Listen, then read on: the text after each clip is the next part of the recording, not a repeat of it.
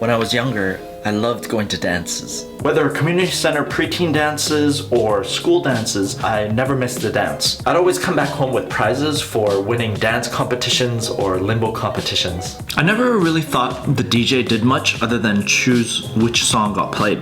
That was until around 15 years old when I went to my first hip-hop dance party. I was blown away by how seamlessly the DJ was mixing from one song to the next.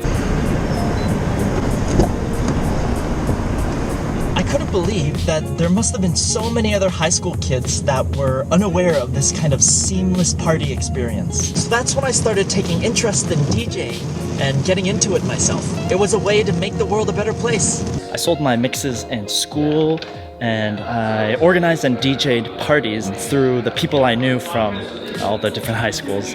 And this was all before social media. I reserved a pair of speakers under Daniel Kim. Thank you. While most high school kids were worrying about, does this girl or boy like me? I was worrying about things like, am I gonna break even? I remember back in the day, I even asked my youth pastor to pray with me to God that my ticket sales will go well. And then he'd respond, Daniel, do you think it's really God's will for you to host these parties? In my last year of high school, DJing got phased out of my life as I discovered something that I enjoyed much more: music production.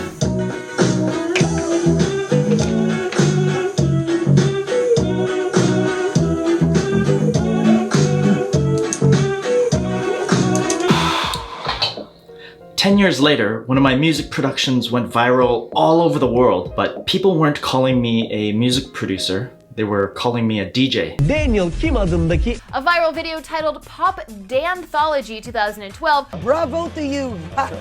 13 million hits. Canadian. Vancouver DJ Daniel Kim put together a mashup of some memorable tunes to remember from last year. He does this every year. Watch this video that became viral. So I started getting non-stop inquiries to DJ at all these resorts, cruises, and festivals all over the world. Look at this big boy getting ready for work. Oh, so cute. Oh. But it had been so long since I had DJ'd live, and all the technology changed so much too. And I also had a comfortable part-time job that I was scared to let go of. So I ended up saying no to too many opportunities. #regrets.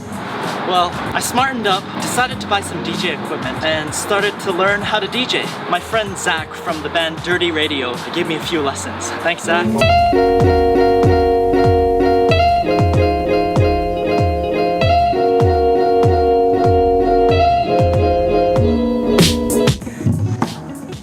Next, I had to get some practice in a real-life setting, right? Well, it was around this time that a lot of my friends were at the age to get married, and so for practice, I offered to DJ their weddings for free.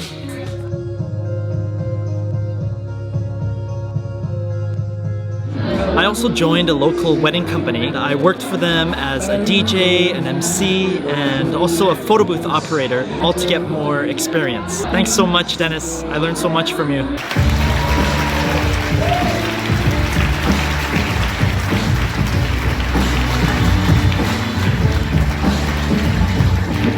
Sometimes at weddings, I play sound effects. That's your cue that you've gone on too long. At one wedding, during one sentimental speech where everyone was silent, my finger slipped and I accidentally triggered one of my sound effects that goes boom boom. All the guests started laughing and I was horrified. What did I just turn into a punchline? It turned out that my accident couldn't have come at a better time. It was when one of the parents said something like, "He's a smart boy."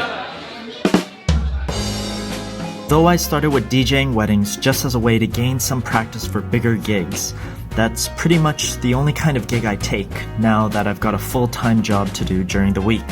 But you know what? I love wedding DJing. I get to eat good food, I get to connect with my clients on a deeper level, I get to be part of a beautiful celebration and help to make it more beautiful and fun, and through the speeches by the newlyweds, I get to be reminded again and again just how precious my wife is to me. So yeah, that's the story behind how I got into DJing.